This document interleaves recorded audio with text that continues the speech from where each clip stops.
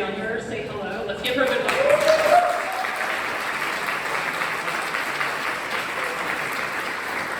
Thank you, everyone. Good evening. It kind of feels like, can you all hear me if I do not use this? Okay, so I will use this. I'm sorry, teacher voice just comes out. My name is Latrice Younger. I'm very excited to be back in Richmond City. I was here about 10 to 12 years ago. I taught at Thomas Jefferson High School. I worked at central office doing data analytics a while back, and I was assistant principal at Elkhart Thompson, which is now River City Good. So it's nice to come back home. I'm coming back to the field from the Office of School Quality at the Virginia Department of Education, and I'm just glad to be back amongst young people because I needed this for my spirit. So I will tell you that my teachers know that this is the joy I did not know I needed. I needed to come out of the cubicle and get back with kids. So just very excited to be back in the community, excited to serve my young people. If you've noticed some of the festivity that's around the auditorium, it is because we are instituting Ron Clark style houses. If you know anything about the Ron Clark Academy in Atlanta, Georgia, we are trying to promote our 5-house, 1-pack system, and the goal is making sure that we function off one of my 3 pillars for this year, which is a sense of belonging, because we want every student to feel as if they belong here. We want them to want to be here. We want them excited about school. We want them to feel connected. And so the house system is our way by which our Dogwood Dreamers is what we call the leadership team, is trying to make sure that we teach students 55 essential skills from Ron Clark's one of his novels, and also to make sure that all of our students have a way to connect and relate with one another and with their teachers. And we will tell you that they spin that wonderful wheel that's up there to be placed into their house. It's a whole lot of excitement and fun and joy. And so that's what we're trying to promote here at Dogwood. So if you are a parent here, or if you are just someone who lives right here in this vicinity, we do invite you to please join our PTA. They are right outside at the table to my left. They are ready and willing to sign you up so that you can actively participate and engage and be able to help support our students, because we know when we all collaborate and work together, our young people will thrive. So thank you again for being here. I hope that you have a wonderful meeting, and thank you for giving me the opportunity just to speak to you for a moment. Thank you so much, Dr. Younger.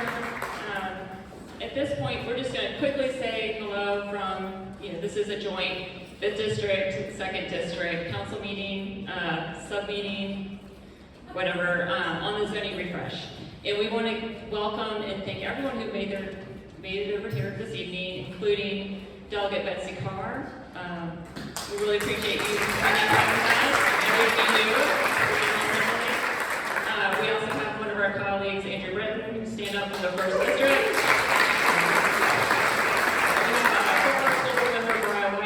Everything you did in the 2nd District School Board.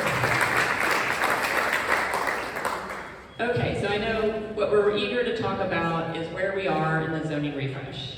And one of the big things that Councilmember Lynch and I have heard, along with our friends in administration and in the planning department, is that too many people don't understand this is even happening. So when we finalized our program for this evening, we really wanted to spend some time making sure that folks understand the basics.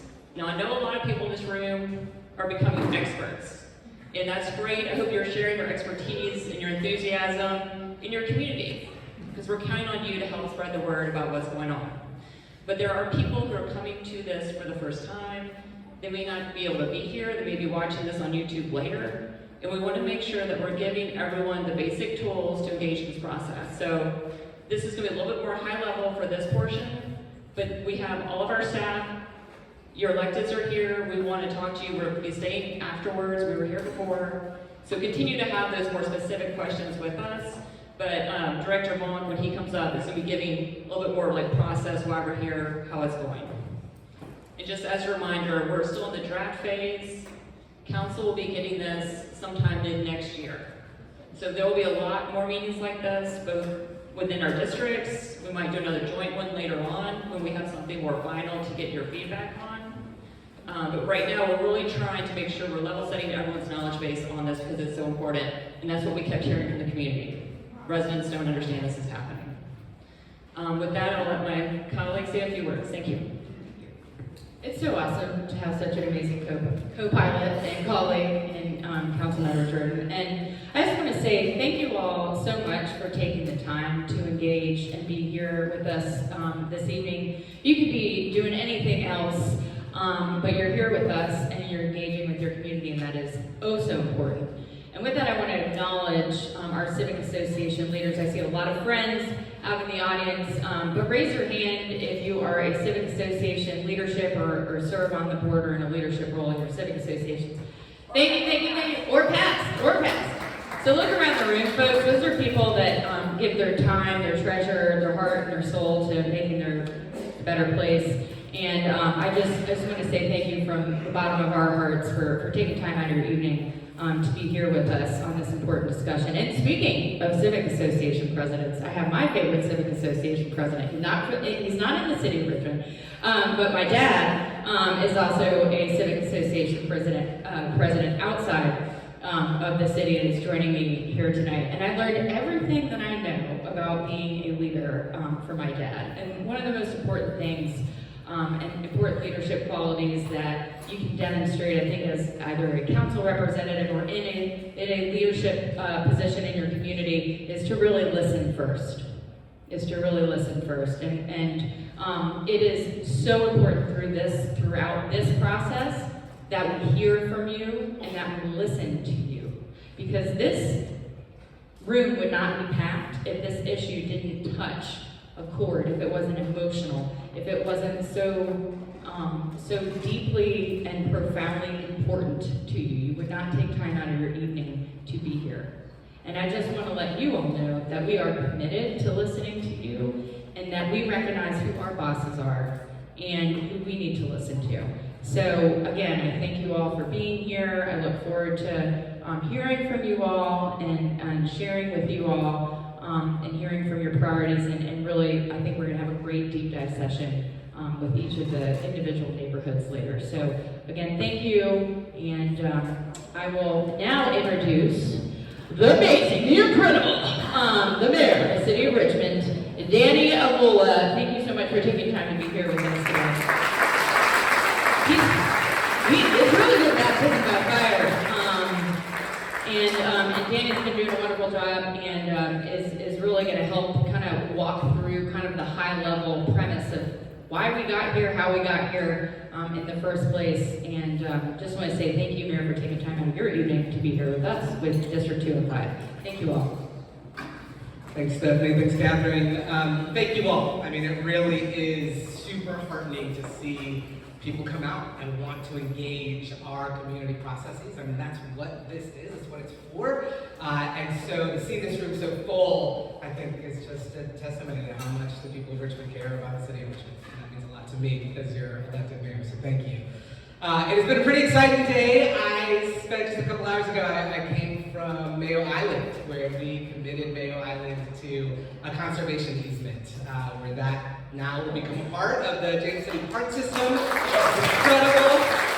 And so super excited to developing, tearing out all the concrete and taking out the invasive species and really returning it to a beautiful natural park.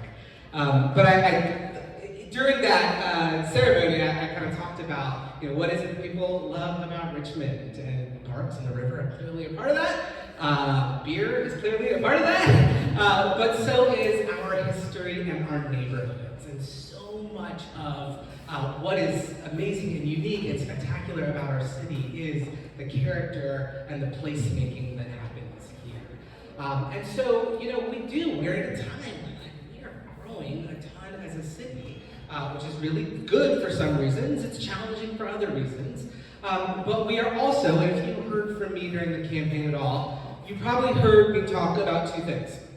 One, that I really, really believe in integrated communities, mixed income communities. I've lived in Churchill for about 21 years now, and part of what I have seen happen over 2 decades is that folks like me moving into communities, investment following that, and over time, all of the market pressures that are going on right now in a place like Richmond that is very attractive because we are way more affordable than our neighbors in DC or Philly or New York. And so we've seen this huge influx of people, right? Richmond has been one of the top 5 hottest real estate markets pretty consistently over the last year and a half. And so that is really good for us in some ways, but it is also really challenging. And so what I watched happen over 2 decades was the displacement of many of my low-income neighbors. And so that opportunity for connection across socioeconomic boundaries, has slowly gone away, or it's been harder to do over that time. And so that is one of the things that really informs my heart about even stepping into this role, but also so many of our Richmond residents, I think, also value the diversity that exists here in our community. And so that is a guiding principle in the way that we think about planning. The second thing I often talk about is that I heard about a lot of concerns on the campaign trail, potholes, finance department, utility bills, you name it. But the thing that was so consistent over and over and over and over again was housing affordability, right? Like that was the #1 issue for the vast majority of residents across the city. And that's, it's not unique to Richmond, right? This is a national issue. The housing affordability crisis is a national issue. There's a lot out there right now. I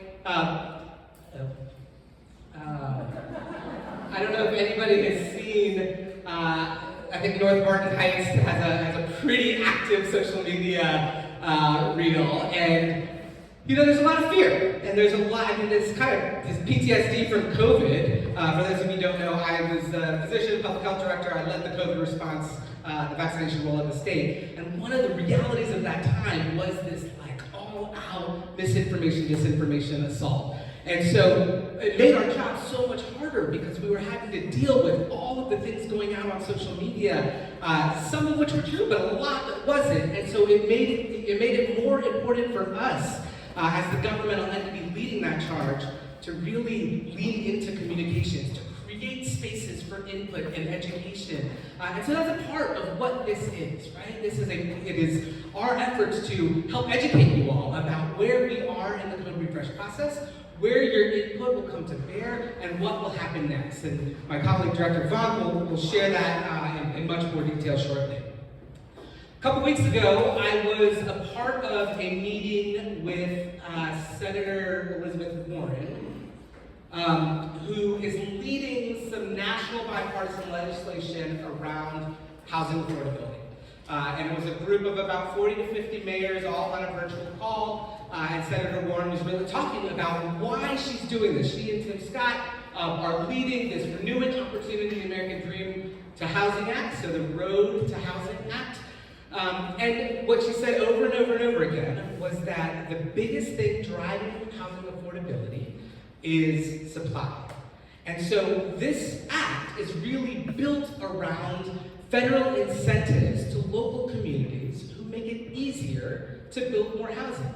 Because what we have seen nationally, what we know to be true, is that communities that have increased their production of housing have slowed the increase in housing costs. And that's the core of what we're trying to get at here, right? I said housing affordability, it's not a Richmond issue, it's a national issue. Mayor Andy Ginther, who's the past president of the U.S. Conference of Mayors, said affordable housing is not an issue that we're all dealing with, it is the issue. And so, I think when we all sat with Senator Warren, had her talk about the fact that the goal of this legislation is to boost housing supply, and that is based on data that we have seen emerging around the country. So here's one snapshot of that. This comes from a Pew Affordable Housing study, and it shows that these 4 cities are just 4 examples of cities that have relaxed their zoning code to increase housing production, that have actually done that. They've actually improved their housing production rate. So what you see in that light blue bar is the increase in housing units from 2017 to 2021. And in the dark blue bar is the growth in rental costs during that similar period, 2017 to 2023, because there's a little catch-up a couple of years. And so Minneapolis, 8% increase in housing units, only a 1% in rental rates. New Rochelle, New York, 12%, only a 7% increase in rental rates. Portland, Oregon, 7% increase in housing units, a 2% increase in rental rates. And then Tyson's Corner, a 23% increase in housing units, a 4% increase in rental rates. So comparing this against the national average is really important because what's happened in the rest of the country is that we have seen over 30% increases in rental rates. And here in Richmond, you take housing costs, like the median cost of a home in the Richmond region has increased 89% over this period of time. And so housing affordability is a massive issue that we need to get our arms around. We also know that this concept of relaxing the zoning code isn't a silver bullet, right? It is not the thing that is going to solve housing affordability in Richmond. And so we see it as one part of a comprehensive set of strategies that we are using to make sure that we can increase our housing supply. So I just want to share a couple of things that we're doing right now.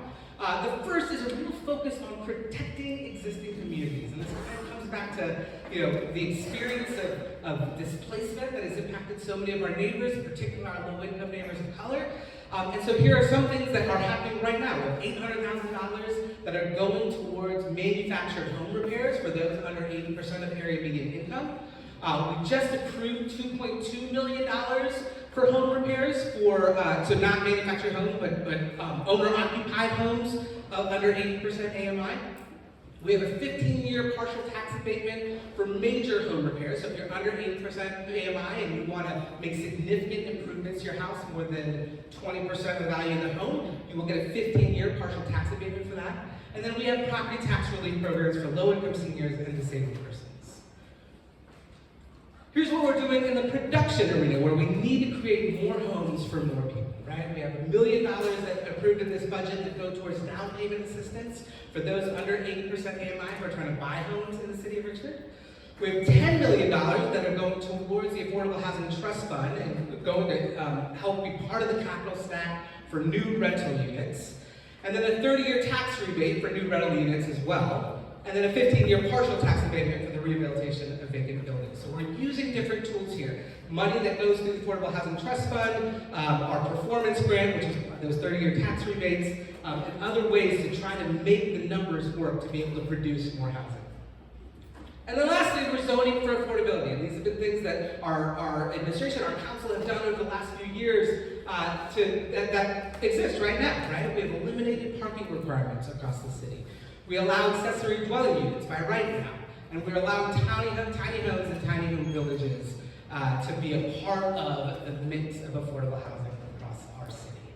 So there's a lot of things that have happened, a lot of things that are needing to continue to happen. And I think I just close with this idea that the only way that we can actually treat the affordable housing crisis in Richmond is by using every possible intervention to address that. And so I think today, again, to reiterate, this is part of our process. We're so glad you're here. We need the input. We want to know what your concerns are. And those concerns will weigh in on the ultimate draft recommendations that then come up for consideration. So I will hand off now to Kevin Vaughn, the Director of Planning and Development, to talk a little bit more about the code refresh process, just where we are, what the next few months and potentially longer will look like. While Kevin is making his way to the bathroom, yes, thank you so much. Amy, will you raise your hand if anyone needs a card and wants to put together a question that you haven't already done? So please raise your hand and she'll bring you a note card. Thank you.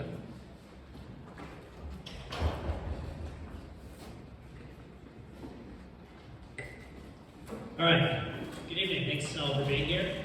Kevin J. Vonk, I'm the Director of Planning and Development Review. And I want to talk tonight about a few things, just where we're at in this process, which is, I feel truly a very important moment for the city.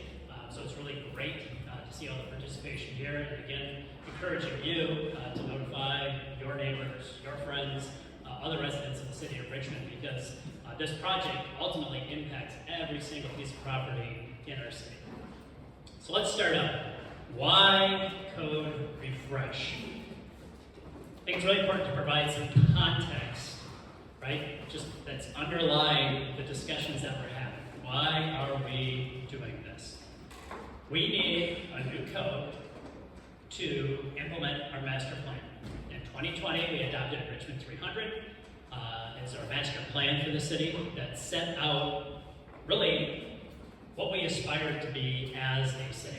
And we talked about things about a city that's welcoming, inclusive, diverse, sustainable, innovative, equitable, right? These are things that we said, hey, we want Richmond to be these things.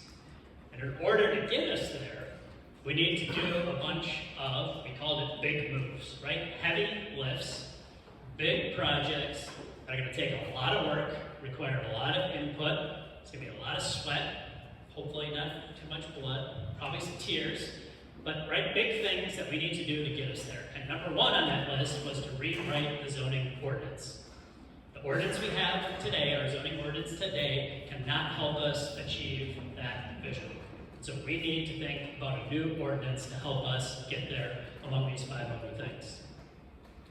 So why refresh? I think it's also important in context to acknowledge a few things about our community. The current ordinance, 1976. There's a lot of provisions in there that do not align with reality today. For those of you who were here in Richmond in 1976, I'm guessing you probably attest that Richmond of 76 is a lot different than Richmond of 2025. And so, we talk about things, and we had a council meeting last night about lots of special use permits on the docket, and lots of special use permits to build structures, to build homes that look just like the rest of the homes in the neighborhood. But because they're being built after 1976, they don't meet the provisions of the code and have to go through a lengthy legislative process to bring those housing units online.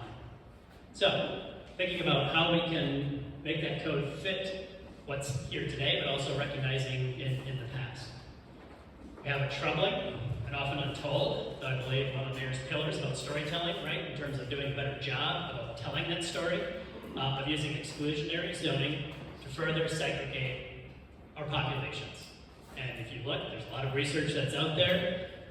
2 kids, right, growing up in different households, sometimes just blocks away from each other, can have very different life expectancies and life outcomes. A lot of that has been shaped by zoning. And zoning shaping the neighborhood of hey, is there a school in my neighborhood?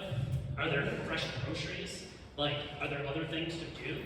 And so, right, are there trees? Is there shade? I mean, there's a lot of things that go back to the built environment, and zoning has played a role in that, and furthering some of those disparities in our community. So we just have to tackle that head on. Right, it's no secret, we are growing again, and growing for the first time without taking over Chesterfield. We finally have natural, organic population growth, right? People moving here in the last 2 decades. We are attractive in terms of, right, people coming not just from other parts of Virginia, but from other parts of not even the Northeast, but across the nation. So we are growing. So we have to acknowledge, right, both regionally and in the city proper, people are coming here. And so we have to talk about things about how are we going to house them? Where are they going to work? Where are they going to recreate? How are they going to get from place to place? And so just, again, being well aware that that doesn't really show any signs of slowing in the foreseeable future. Speaking of taking over Chesterfield, right, a lot of the stuff we annexed, especially in the 70s, it's a very different world in terms of the infrastructure. A lot of it was outdated when we took it. And so, right, we struggle with, hey, there's some areas maybe where land is cheap, but how's the infrastructure in terms of being able to support higher density development? And so thinking about, right, as we make improvements, balancing changes to our code, but also how we think about capital improvements and supporting that development in the city. 62.5 square miles. I don't know if Delegate Carr has any different opinions, but I don't see General Assembly changing their tune anytime soon. So I think, right, we're going to be 62.5 square miles. And so we have to think about how do we use that land efficiently, effectively, sustainably, because this is what we have. And then as the mayor, right, alluded to, the national housing crisis, all these things adding up in terms of many people cannot find a place to live in the city. And this goes across, I know, we talk about some of our most vulnerable households, right? Those at less than 80% of median income. But this, stretches throughout. I mean, we have a number of City Hall employees, right? Government workers, RBS employees that can't afford to live in the place that they work. They want to, but they can't find a place to live because they can't afford it. So these are all things that are important in terms of, again, not being a silver bullet, but things that zoning can help address in terms of moving forward.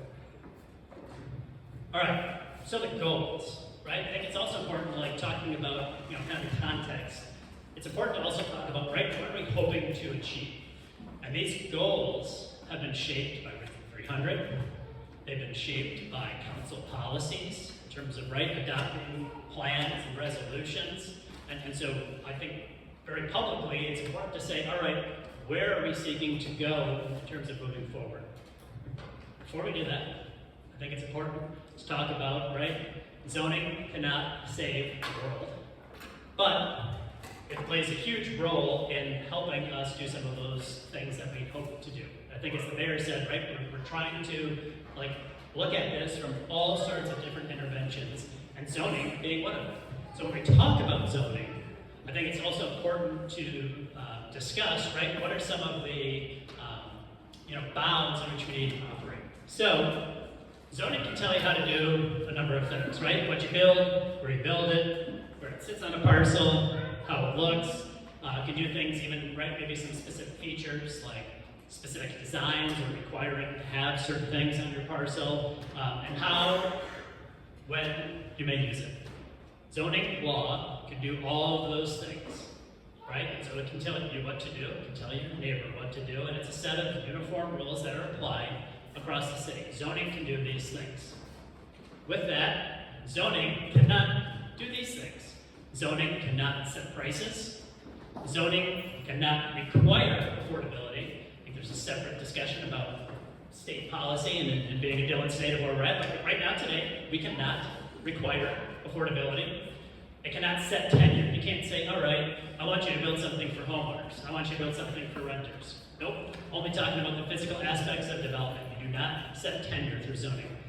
You need to treat owners, developers, investors. You cannot treat them differently. You have to look at a property owner, no matter who they may be, whether they're been a resident here for 100 years or they just moved here yesterday. We have to treat everybody the same through the zoning ordinance. And we can't force particular uses, right? So the zoning sets the table like, well, here's all your options. You get to choose what that option is and cannot force you into a certain type of use. So I think it's just really important to have these distinctions when we talk about, again, what we're trying to achieve, what we can and cannot do through the code. So the primary goal, right, going back to the big moves, is to implement Richmond 300. And so I feel one of the most important pieces of Richmond 300 and of any master plan in the community is the future land use map. The future land use map goes through and it talks about, right, 13 different categories. It talks about, right, generally, the look and feel of these particular areas. So, right, what's the development style? What's happening on the ground floor, right? What's happening at that street level as you walk by or bike by? What's happening there? Talks about mobility, right? How do you get around? How do you access it? Whether by foot or bicycle or transit or something else. Talks about intensity, right? Like how intense are some of the uses? How tall are some of the buildings? Talks about primary uses and then secondary uses that are accessory. So this sets the tone of like, all right, we said in our master plan, this is what we want to be, and here's in specific areas in our city, how we like to focus particular types of land use. And in that, we even had some specific circles on their nodes where we said, hey, we feel these are areas that can handle intensity and can handle density, and we want to put resources there. So these areas that are in nodes are really primed to handle that change, to handle incoming populations, and to handle additional development. And so that future land use plan served as the basis for our first take at rezoning. And so we took it and said, all right, with all these different land use categories, how does that turn into what type of zoning district, what set of rules do we need to help us get towards that future land use vision? And a few things. One, every future land use, it can be fulfilled through a variety of zoning districts. It's not a one-for-one.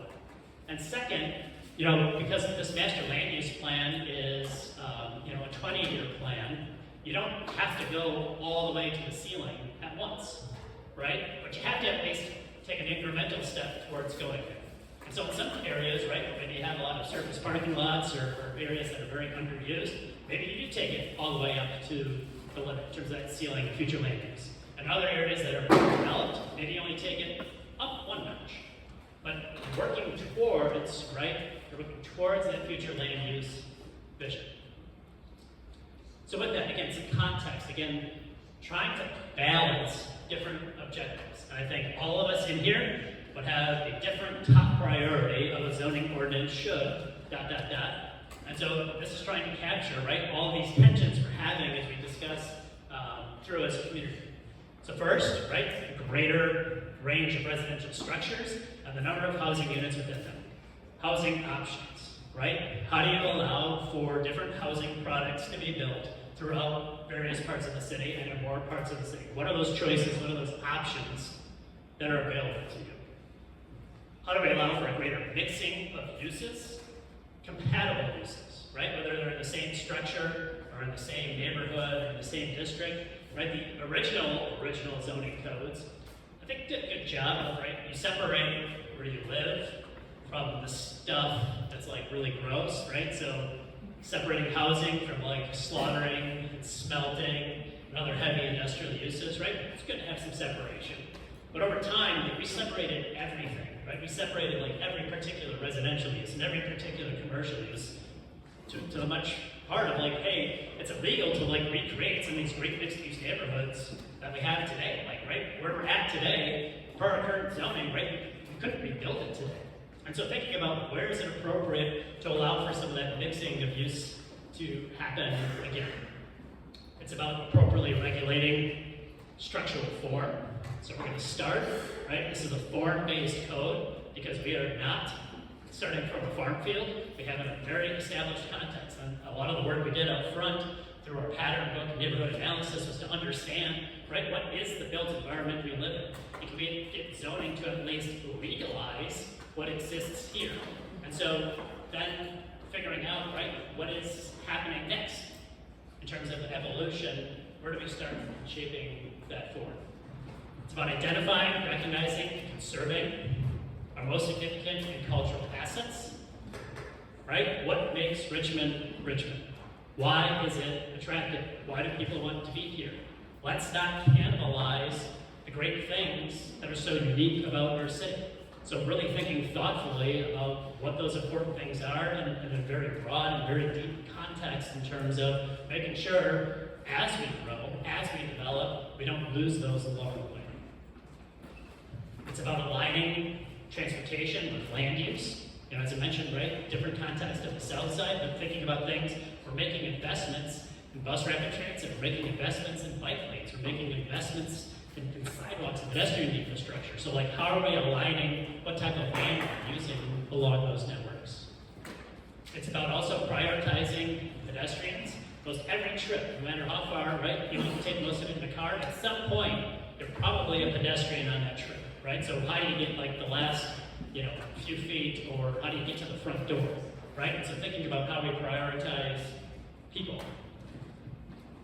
Also, I apologize, land use attorneys in the room, but you shouldn't need a land use attorney to know what you can and can't do with your property.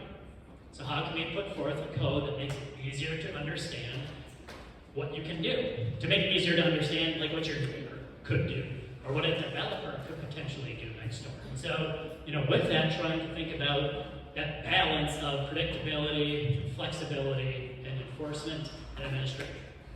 Right? Not knowing what we don't know today, right? You rewind, obviously in 1976, right? They were not thinking about things like all the services we have today, like Uber, Lyft, rideshare, like it just wasn't on the radar. Now we have to think about it in terms of what does that mean for spacing or drop-off points or different types of housing preferences. And so thinking about, again, predictability, like, hey, I'm pretty sure like we know what's going to happen here, and in what ways could we provide that flexibility, and what ways do we want to be firm? All right, so a few things. How is the proposed zoning code different? I think important to highlight, number one, as Councilperson Jordan said, right, this is draft one. This is draft one. We're going to have more drafts and more discussion, but I think it's really important to have a long, broad, deep discussion on draft one so that we don't head in the wrong direction. So I think it's important, I would like to highlight some of the things that I think are different or are changes from our existing code into the new code. So, as I mentioned, first, there's a reduction in the number of zoning districts that we have. And so we focus, I'll say, in a few different buckets. There's a residential bucket that primarily focuses, again, on residential uses. That is the vast majority of the city. It splits it down into, I'll say, RD, which is detached homes, right? Structures that have some space in between the next dwelling, and attached, where you can build row homes or apartments or things that touch. We have then a bunch of mixed-use districts that allow, again, different mixing of uses. They vary in height. We have a few industrial mixed-use districts, so things, right, where we've had industrial areas evolving, like what we've seen in Wisconsin Addition in Manchester, to still allow some manufacturing to happen as it changes, some straight-up industrial districts, and then open space conservation areas throughout the city, which we actually don't zone for right now, and then along with institutional for some large parcels. And so, again, we can talk about more later. The maps are out there to go through. We've got almost 80,000 parcels. We did not get every one right. We made errors, right? 80,000 parcels. So help us go through and figure out what did we miss, right? So you say, hey, this parcel seems a little bit off, or this neighborhood seems not quite right. These are things where we need, right, our eyes on the ground to help us calibrate where we went with our first strokes. So one thing, again, I said we're moving towards a more form-based regulation. So every district is going to start to have a set of diagrams, which can hopefully illustrate, right? Here's a parcel. Where can your house go? Where can your structure go? How far does it have to be set back? What's the spacing? All right, and we start to think about, right, how tall can you build? And then maybe getting into some areas and details, well, are there more specifics about what it has to look like in terms of roofing or windows or fenestration? And so every district is going to have a template from which we say, all right, this is generally how things look. We're also moving to hopefully more tables that make it easier to figure out what uses you can do in your neighborhoods. Right now, it's a game of choose your own adventure. You go to this section of the code and it says refer back to this section, and it'll say refer back to this section. It's, again, very hard to understand can I or can I not do that? So look, putting all together in one table, uses, you can clearly see, right, every column is a different district. So if I live in this column, I can see, all right, here's all the uses. P, permitted, I can do it. P star, maybe permitted, but there's some special things I have to do. Maybe there's some conditional uses, or maybe there's things that we do still want to go to planning commission and council for approval. Or prohibited, right? We don't want to allow it. Or in the same way, hey, I'm interested in a certain use, right? I want to open a daycare. So I can look and see, a daycare child center. I can look at that row, and now I can see, all right, what zoning district could I do that in? So now I can try and figure out, all right, where's the best spot to do some of those things. We're also talking about lot widths, setbacks, lot coverage, height. So some of the biggest changes here, again, as we reduce the number of categories, we're reducing a number of the minimum required lot widths, right? So in the code right now, you're required to have in your zoning district a lot that's X feet wide, right? So a lot of places 50 feet wide. One of the problems is in a lot of these neighborhoods, all the lots are 40 feet wide, right? So it's part of the non-conformity. It's part of what makes it impossible to rebuild. And so there's been a lot of change in terms of looking at making the lot widths fit better to what is on the ground there. And in short, the bulk categories are 90 feet, 50 feet, 25 feet, and then no minimum lot width. In some of the more urban areas in terms of respecting how we've grown up as a city, where we have some very large and some very small lots. We have moved away from minimum lot sizes. Part of that philosophy has been, look, it doesn't matter necessarily how deep your lot is. We're focused on lot width. right? How many feet of street does it take to serve your property? How many, right, feet of pipe? How many feet of wires, right? Out of that linear range, out of those 50 feet, what are we getting out of it, right? So what are we growing off of that infrastructure? So thinking about lot width as a driving force in terms of like shaping some of the differences among these districts. Then we talk about setbacks and lot coverage, how much of the lot you can cover. I will say that is one of the more frequent comments we've been hearing about setbacks and lot coverage. I will say, I think we've probably pushed a little further than necessary in terms of lot coverage in some of our districts, and based again on some of the analysis, we'll probably be rolling back more closely to where we're at now, because again, we pushed with the thought of like, hey, we need it this far to conform, and actually we probably don't need it that far. So I think some of those, again, hearing comments will likely be coming back. And then height, right? Height is a big thing. And I will say in most of the districts, the height is going to remain the same in terms of most residential districts today are 3 stories, 35 feet in height. I'll say pushed that a little further in some of the earlier drafts, but heard loud and clear, like we like 3 stories, we like 35 feet, we like understanding where things are at. And so I think that also played into some mixed use districts that are intended to capture these low commercial pockets in the neighborhood also being 3 stories in height.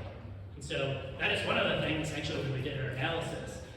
We're underbuilt in height, right? We're not maximizing our height. So as for right now, we don't necessarily need to go a lot taller in most neighborhoods because we're not even using the height that we have today.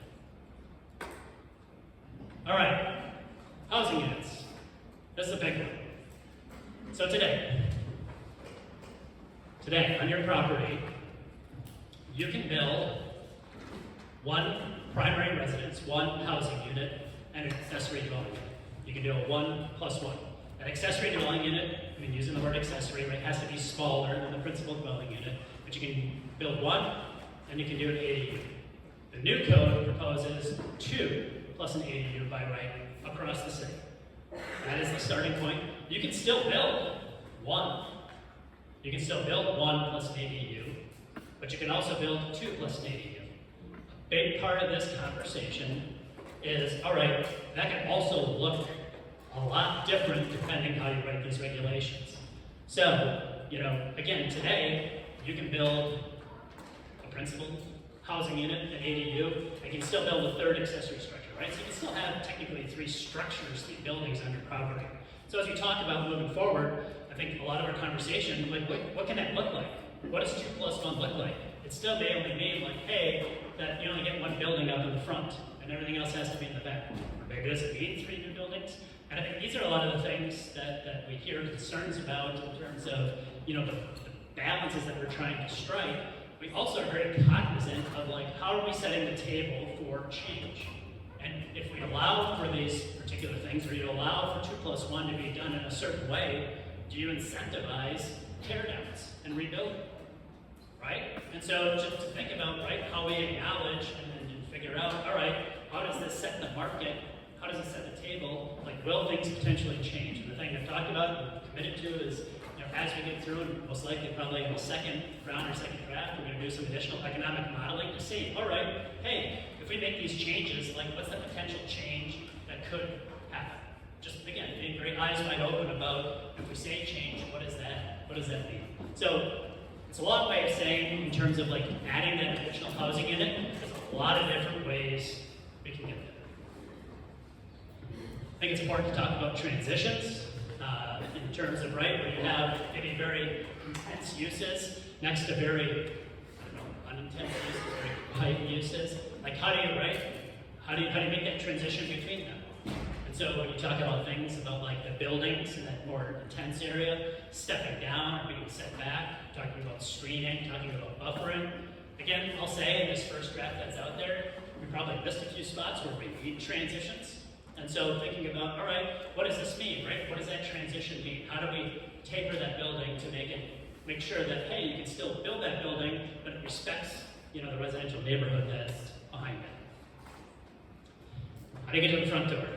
It's, to me, a little bit crazy, right? We talk about prioritizing pedestrians, but we really actually have very few rules about like how you get somebody from the sidewalk or the public right away to the front door. So just, I mean, simple things like, hey, we say we want our city to be accessible to the most people possible. So putting in some rules about, right, how do you just navigate that last stretch? And then also, regulating amenity space. And this is something we've heard in developing areas where, right, everything developed and there's no more like green space, or there's no amenity space, right? And so thinking about how we, for both the private development itself, right, providing for amenity space, or are there ways, if they provide that space on the ground floor and have it open to the public, are there maybe incentives that they could have for doing that? Because look, what is the public benefit in terms of bringing in, again, green space, dog parks, other things, playgrounds, you name it, some type of amenity to neighborhoods that maybe don't have that.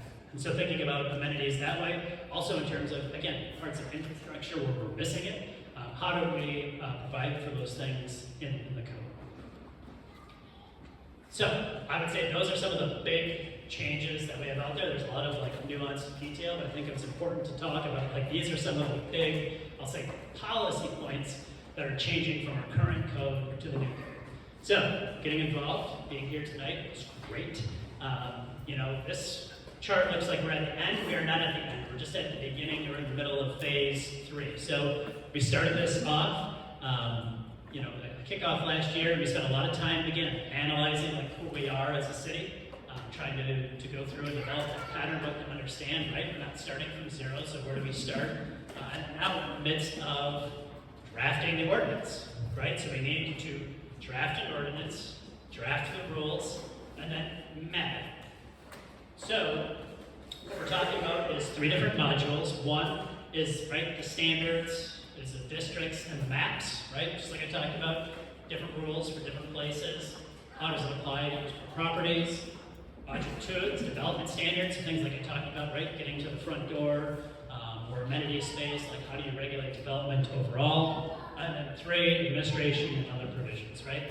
Fun things like definitions, and what do you do with conflicts, or how do you do variances, or other things that, look, we will still likely have special use permits, but the goal, I think, is to work having the special use permits for things that are truly special in nature.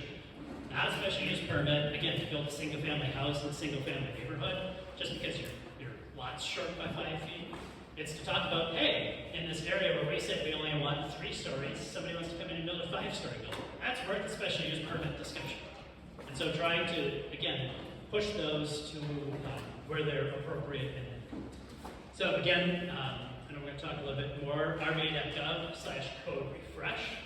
That is the repository of where everything we do is on there. So right now, again, it's got links. You can either do an interactive map or a static map and send us an email. Or you can do an interactive through the standards, or you can, again, print one off. It also has all our zoning advisory committee meetings on there, pattern book, like everything we've done to date is all listed there. So you can get, say, a full picture of where we've been, where we're at today, and where we're going. So thank you very much for coming up tonight. Thank you. Thank you so much, Dr. Ron. There's just no way to do a quick review of a zoning issue. So I appreciate you doing that rapid speed. If you could be an auctioneer. Really always impressed every time you do a presentation. So I know folks are eager to get to the questions that they submitted. The ones that we don't get to, we will be collecting those and responding to you if you put your info on there. Our trustee liaisons have gone through the ones that have been submitted. If you still have one, obviously, please get it to us now. We'll grab it from you. And they are going to be starting with ones that go into the themes of what would be interesting to most people in the room, right? Boards are still out there if anyone wants to go back out and look at the boards or talk to staff, but we're going to move into the Q&A portion now. Thanks. First of all, thank you all, because there are some great questions in here. As Councilor Jordan touched on, we try to touch on themes, so we got multiple questions that sort of relate to the same theme. We brought those to the top of the pile, but we recorded all of them, and if you either want to follow up with us during the event or email us, give us a call, you know where to find us. Happy to talk more about each of the things that have been written down. To start with, it feels thematic tonight. What is being done to make people more aware of the code refresh process, other than newsletters that are emailed to current subscribers, which shout out to you for being a current subscriber, whoever you are. But yeah, what is being done to get more people in the process? I have made a commitment. The logistics are high, and we're still working through them. But we will notify every individual in the city, either through a postcard or a letter. It's going to be expensive and a little cumbersome, and I've been challenged that it couldn't be done. But I'm committed to doing that to make sure that everybody at least is notified if this process is happening. So that is one, we'll say, broad blast. The other piece that I think is really important is we have also engaged a number of community ambassadors, and part of our contract with the consultant includes a sub-consultant who's specifically working on community engagement. And so making sure that we are hosting roundtables, making sure that we are doing pop-up events, making sure that we are getting into communities where, again, maybe haven't participated in the process before. So just using those networks kind of like a spider web to make sure people are informed, all throughout our community. So we'll continue to do that all the way through this process until it goes through council. And I want to thank you for extending the public comment. It was going to be closing tomorrow, September 10th, and it's been extended to September 28th. So we appreciate that. Next question. Great. What is PDR's confidence that the online comments are coming from Richmond residents?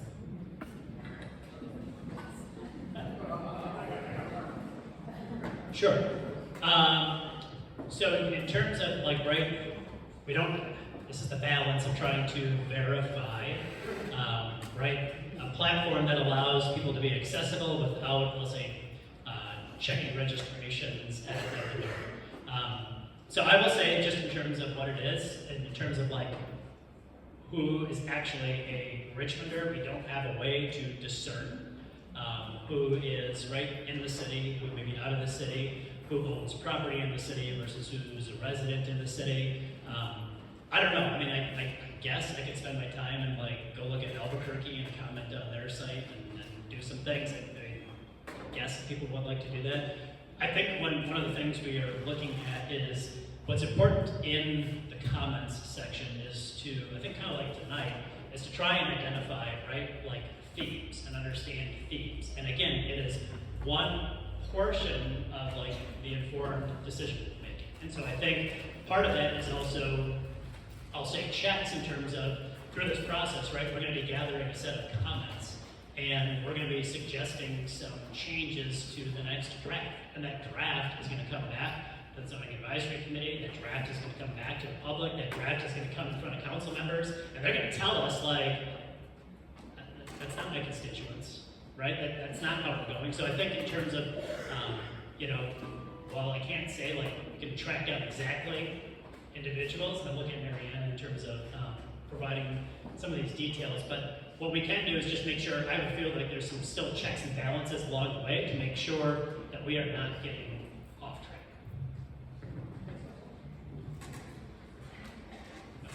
Yeah. Oh. Sure. I'm Mary with the planning department. I'll say another way that we're kind of fact checking is I know most of you by going to your civic association meetings and hearing your thoughts in that context, so be able to fact check what we hear when we're out there talking to you in person versus what's on the map as well. So that is another form of input when we're out there talking to you in person. Thank you, and we really appreciate all the outreach you've done to our communities. Sven, what's the next one? Marianne's been on board. All right. Thematically, there were a number of questions about metrics. So there's a lot of conversation in the presentation and throughout tonight about adding more units. Are there metrics, either in Richmond 300 or in the code refresh process, that we are trying to measure success against in terms of total number of units created, total number of permanent unit, affordable housing units, those sorts of things that we're sort of measuring the plan and outcomes? I can believe this one.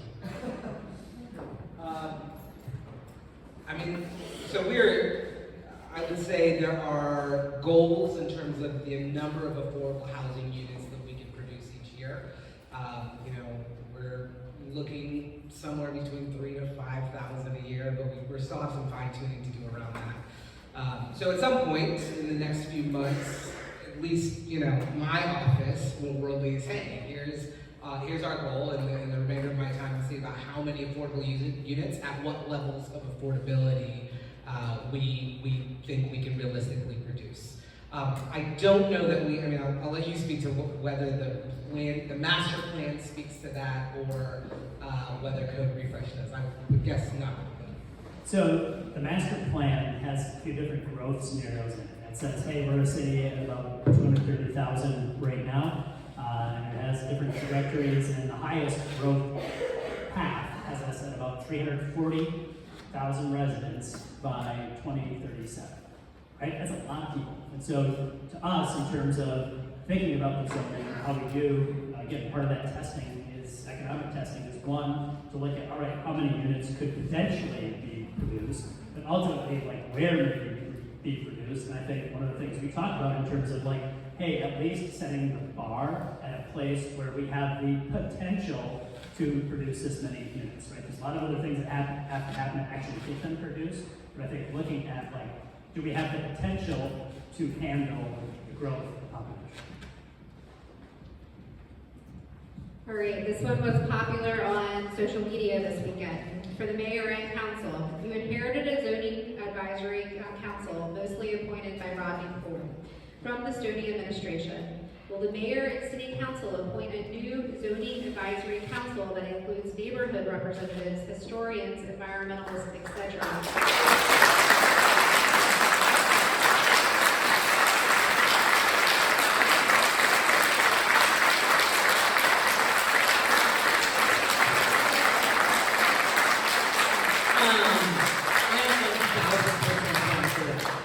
We actually tried to advance legislation, was that 2 years ago? 2 years ago, to put term limits on the Board of Zoning Appeals appointee and the court-appointed individual for the Planning Commission. And that was purposeful because we feel, and I think our district feels as well, that term limits for those individuals are very, very important so that you do get a variety of perspectives at the table. I think there's been some really, really good points raised and it's not to put a value assignment on, are the folks that have been at the table on in that advisory committee, are those folks,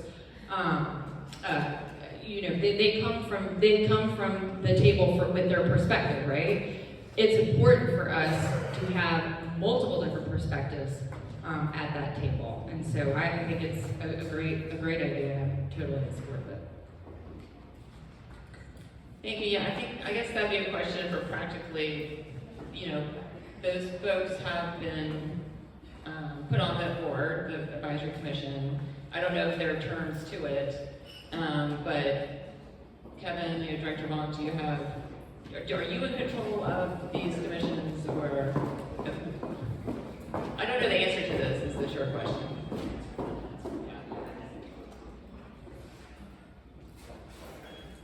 Clearly by the response of this room, it's that, not the sense that I don't, the mayor doesn't appoint anybody to the zoning advisory council. It does, right now there are 2 spots vacant, I think, for non-developer perspectives on that zoning advisory council, and the current chair is aware of that, currently recruiting to fill those. If any of you all are interested, please put your application in the hat. So that's the current state of the zoning advisory council. Thank you for bringing that question, and I think that's one where we owe you guys some more clarity, so look for further communication. Kevin, did you have a follow-up point? Just in terms of, I think one of the weird quirks of our charter is that the Planning Commission is responsible for coming up with changes to the zoning ordinance, and so there's a pathway where, in short, it has to go to Planning Commission first, but it goes to Planning Commission only for a recommendation to City Council, and ultimately, City Council decides when, if, how, everything about the new zoning ordinance. So that power rests with the governing body. So I would just say, in terms of no matter what the composition of the advisory council, I think it's part of our role in terms of PDR, also working with the consultants, to bring something that ultimately we feel that council will pass. because council is going to be the one that says, yep, this reflects the values of my constituents, or this doesn't. So, we now go to the nuances of like all the parts of the commission, but ultimately, they don't have any voting power. They're just vetting ideas. The final home stretch is the planning commission recommendation to council. Final approval. Thank you. Amy or Elizabeth, next question?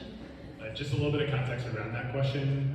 The specific question that was read off is emblematic of about a half dozen questions that we got. The theme being that the role of developers in the process to date has been outsized. And what corrective action can be taken to address that now or through the end of the process? If you feel like you've already answered that, great. If not. I mean, what we could do, and I was thinking about this, is, approaching our planning commission members and saying, look, it's advisory council, constituents have spoken, they want more representation. And I don't know if it is in their purview to expand the number of seats or have subcommittees or what have you, but clearly, we need to look at the makeup of that advisory council. Because I think there's really valid, points being made there. Go ahead, Lawson. I'll just chime in. I'm Lawson Majestria, Chief of Staff. I literally talked to our Planning Commission appointee this morning about this, and she is super tuned in and looking to add to the Zoning Advisory Council. So we're working on it. Thank you. Solving problems in the moment. All right, next question deals with the intersection of code refreshing and finances.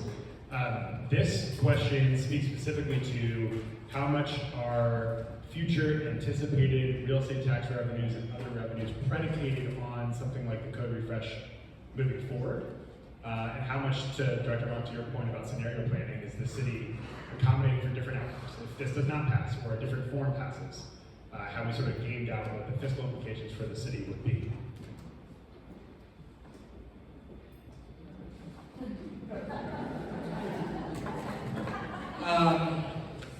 Gained out, if code refresh does not happen, what are the implications for our revenues? And there are a number of questions that touched on the intersection between what zoning allows in terms of what you can build and what that then means for revenues for the city. So I think there are a lot of questions in that category. Yeah, the assessments. Yeah, I'll speak to the assessments because I feel like that's a big pain point for people, right? Like, because Richmond has been a top 5 housing market in the country for the last couple of years, the assessments go up every year. Like, we're not doing that, council's not doing that, that's the market, right? The city assessor's job is to test the market and to assign an assessment value based on the predicted rate that house might sell for. Now, the things that will change that are cooling down our housing market, right? Now, there are external factors like the mortgage rates that will do that, but there are also factors around supply and demand that will also do that. And that is why the cities that I showed you, and I'll add Austin and Houston and Nashville to the list, as cities that have really focused on housing production, have tempered the raise in housing costs and in housing assessments, right? And so your assessment won't go up as much as when there's less demand for your house. So that's part of the equation for sure, Like, it is such a pain point for people right now, saying, hey, my assessment's going up 30% a year. And it's because people want to live here and there isn't enough housing stock, and people with money from California, New York, and Philly can come here and buy a house, and that leaves a lot less house, especially for those at the lowest rungs of the socioeconomic ladder.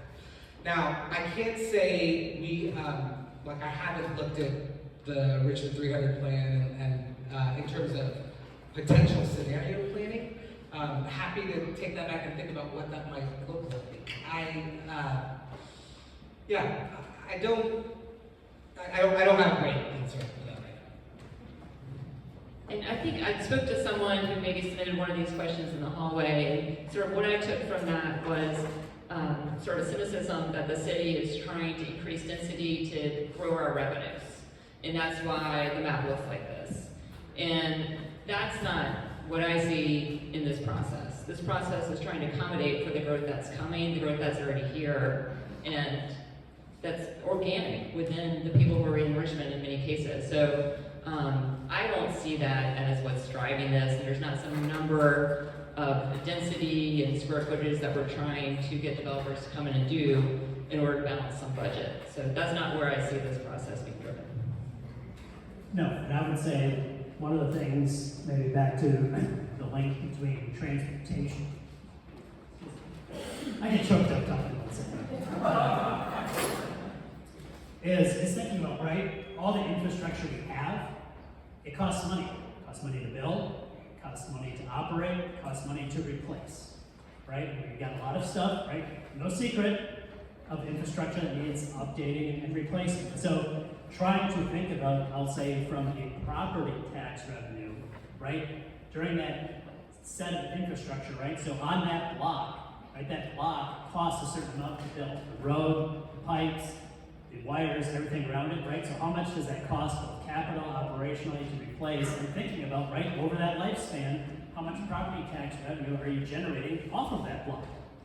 And so thinking about, right, what is paying the bills ultimately from a development perspective? And look, it's not a one-for-one. Not everyone is going to be, I'll say, net positive, but I think it's something we have to think about in terms of, again, our limited ability to grow and just continuing expenses. Like, how is that infrastructure over the long term being supported?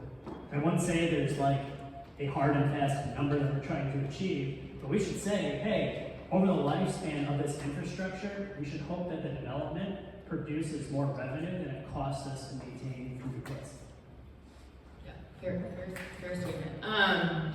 So I think one thing we have to acknowledge in this room that we all know to be true, and this is the tough stuff that we have to figure out, is we have a codependent relationship with our real estate property tax.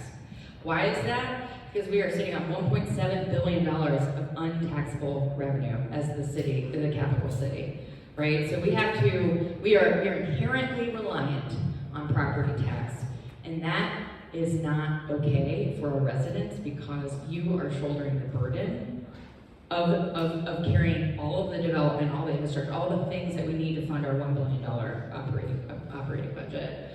And so, you know, part of I know what there's a careful, as Kevin said, it's careful balance there, right?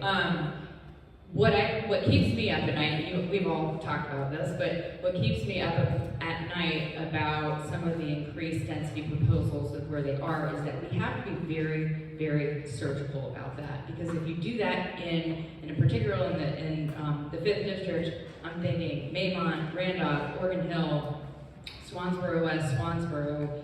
If you increase density in those already kind of gentrified or right on the edge of being gentrified neighborhoods, what does that do for the residents who then all of a sudden, you've got a developer or a person who has the capital can come in and develop those parcels and generate that revenue off of 3 structures, drastically increase the assessed value of that property, leaving a legacy homeowner to shoulder the tax burden, right? So that's the thing.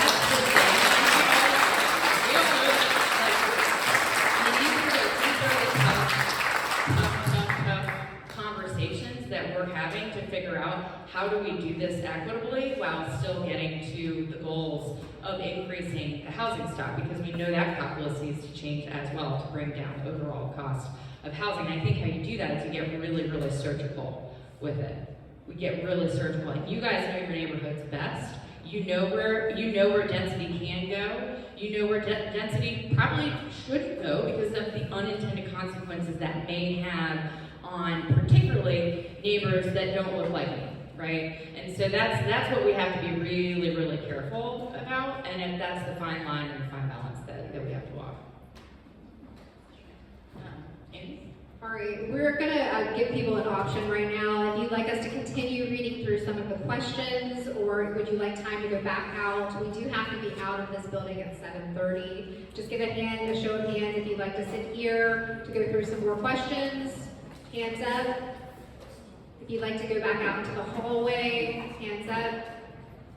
Okay, I recommend the folks that would like to go into the hallway to discuss things with the staff, go ahead, excuse yourself, pop out there, talk one-on-one with staff. We'll go through a few more questions and we'll make sure that we roll out of here when we need to. Similar to the last question, this is given the proximity to VCU, many developers, private landlords see our community as ripe for investment. Help me understand how the proposed zoning will be a net positive for current neighbors from lower socioeconomic status backgrounds, or have these seeking to preserve generational wealth backgrounds, or those seeking.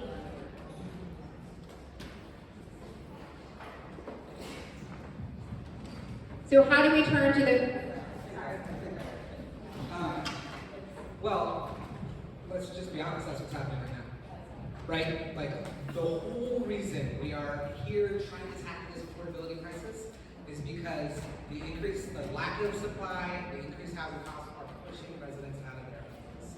And so, remember what I said, this is not a silver bullet, right? Like, zoning is one strategy. There's a whole bunch of other things we have to do in terms of tax abatement, tax rebates, financial protections for long-term residents. And so that's part of the comprehensive approach. Like, we've got to find money and ways to protect folks from increasing tax assessments. But again, one of the ways that we're going to slow the rate of that growth is by creating more supply. I'll maybe tackle the VCU question, right? So VCU has, right, bounced back and been increasing their student population, and probably has not kept up with building enough student housing to accommodate, right, the increases in the population. And so, right, there's concerns about what does that mean in terms of those, where are those students going to live? And so I think, again, and this goes for a few things, especially at VCU, and I think, Councilmember Lynch talking about being surgical, right? Thinking about where does, and I'll say developers can still be creative, but sometimes like the financing, right? They're lazy. They just want to be able to say, hey, I'm going to put some money into this project, make it easy, make it certain, make it predictable, right? Like, make it by right. Don't make this like crazy process where I have to like gamble, is council going to approve something? And so I say that to say, all right, where we're going to like up zone to allow for, right, dormitory style living or intense, dense student housing. I think we've done some of that in Monroe Ward, and we've done some of that along the Pulse corridor to think about, right, trying to relieve some of the pressure going into Oregon Hill, trying to relieve some of the pressure going up into Carver. And so, right, trying to make the paths easy for that investment or that development for those types of projects to go where we say, hey, look, this is where we want them. You may not stop somebody from like wanting to go somewhere, but you can make it difficult, right? You can make it go through that kind of process. So when we talk about this surgical nature, it's trying to think about how do we set up the rules so that this type of development, right, is easy and it flows to particular places where we said, hey, yeah, as a community, that's where we want to have the student housing. Thank you. And I think, one of the things that we can, it becomes more important to consider as we're looking at an overall code refresh is revisiting the conversation around land value tax. And dirty word to some, but the General Assembly gave us the ability to tax land value. We still have to tax our real property at market, at 100% market value. There's nothing we're trying to work on that in the General Assembly as well, but it might be time to revisit that as a policy, because that would, the reason why I bring that up is because that would help us mitigate some of the risk. Even if we wind up, like what comes out of the wash is you can build a duplex by right in some of these residential zones, or maybe it's an ADU plus one store, whatever it may be, we need to do, like looking at a land value tax is one way that we can mitigate the risk for taxpayers so that they're not shouldering that burden as values. Thank you. Question? All right, I will say in both comments and questions, this is another theme that we got tonight from a number of people who sort of on the flip side are saying we're not going far enough. This is our first opportunity to do this in 50 years. To a process question, how frequently do we plan on doing this going forward? And is that going to sustain us? And can we go bigger? Can we go bolder? Do we feel like this is going to do enough to address the underlying challenges we talked about? Let's start with the easy part first. How often do cities usually rezone?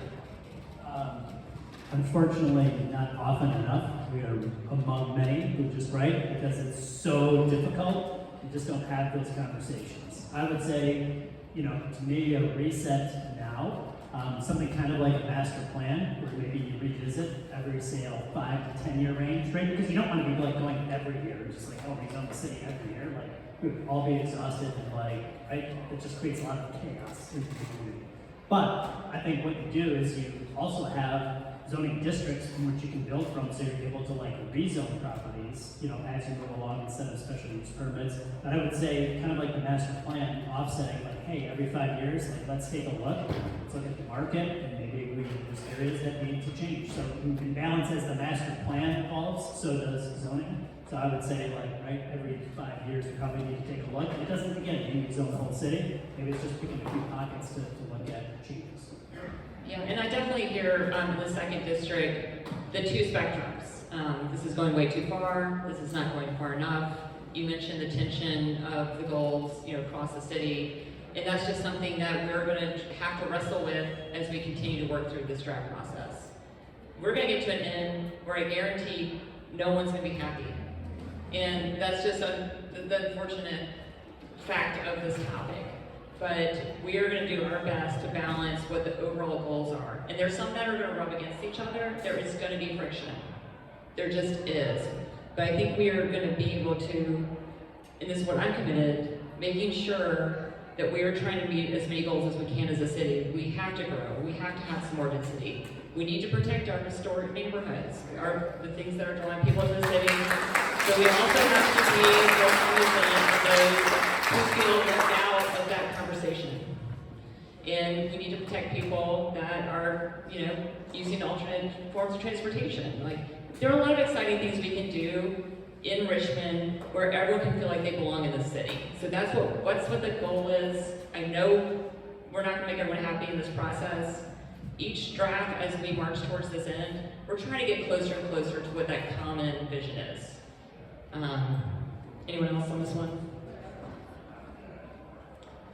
All right, so we heard a couple different themes when it came down to it about how will this new zoning code really encourage and incentivize, you know, public green spaces and green ways. It was a priority in the Richmond 300, and how are we going to make sure that as we move forward, we're thinking about this? Sure. I think one of the things, right, is we can write in the code a few things. One, you know, this is the first time we've actually got a designated like open space district, right, that we can use for public properties and say, nope, we want these to be open space, and that's it, right? We don't want to consider development in here, so we're going to be using that. I think in terms of private development, both from, you know, amenity space, when you reach a certain level of like having to provide that for your residents, or in some cases maybe the public. There's conversations that will be forthcoming talking about tree canopy. We have the ability to talk about trees and retaining or building types of tree canopy in different parts of the city, which we all know, right? Shade is an important thing in terms of mitigating some of the urban heat island impacts. And so I think some of those things, that the last one would be, we're limited a little bit, but also revisiting our impact fees, right? So as development comes through, to what ability do we have to either get improvements or collect fees that we can use for those types of public improvements? So I would say all of those are on the table and part of this discussion. Yeah, and not here tonight, but our Director of Parks and Recreation, Chris Felke, is working on a new Parks Master Plan. So it'll encompass some of those open space goals, which are vital for any really first-class city. All right, for our last question of the night, we want to touch on something that both has to do with code refresh and the master plan, but also has something to do with something that's happening much more immediately, and that is the city's state legislative agenda. So, and I swear I did not pay this person, but thank you for this question. What progress has the city made, or city lobbyists, seeking state permission for the city to require affordable housing, also known as inclusionary zoning, in new multi-unit developments as a sure way to increase affordable housing stock?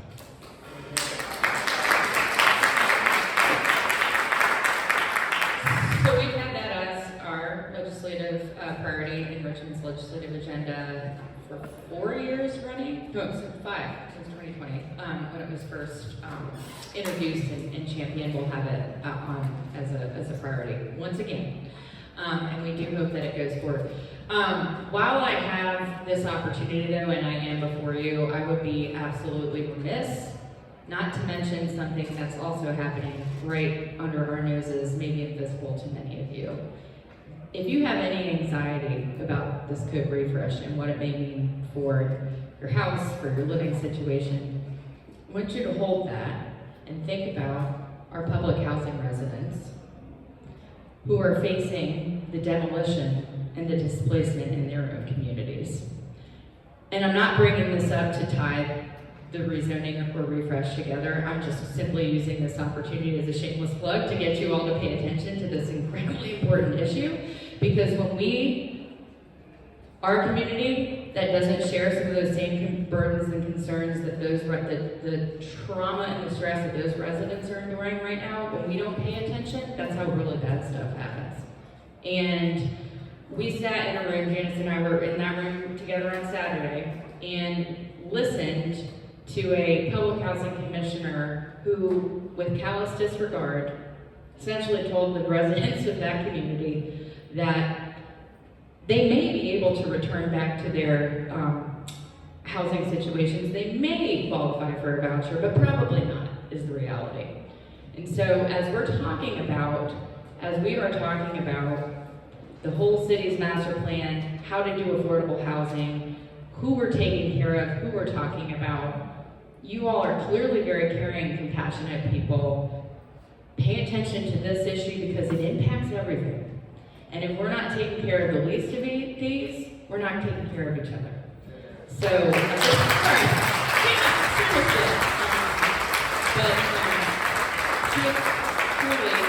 truly with that, we have a deeply and profound affordable housing crisis for those who are making 30% of the area median income and below. And that really is what keeps I know all of us at MA, and I want to thank the mayor for being a champion, and all my colleagues with this issue with our HHA, but this is a really important one to pay attention to. Sorry. Thank you so much, Stephanie. I just want to circle back to the question about trying to incentivize more affordable housing in new developments. And inclusionary zoning is absolutely one tool that we have been pursuing. Appreciate those who think that is not yielding the results we're looking for in communities that have embraced it. So there are a lot of tools, and some of those other tools are tax incentives. They could be expedited process through planning permits, waiving of fees. And I had the pleasure of going to a conference better part of yesterday where Senator Warner was talking about all the things that the federal level is trying to bring forward that has bipartisan support. And obviously our state delegation is looking at these things. But because Sven mentioned that this is a legislative question, and now absolutely is the time to bring forward those type of legislative priorities. Council is starting to develop what those priorities are going to be. I know we're talking about the zoning refresh, but just because we're talking about legislative priorities, I want to encourage folks on any topic, reach out to your council person or the mayor, what you are hoping the city will get partnership with from our General Assembly. That was the last question. This has been, I hope, useful for everyone in the room. Really appreciate being here. We will have many more of these. Yes.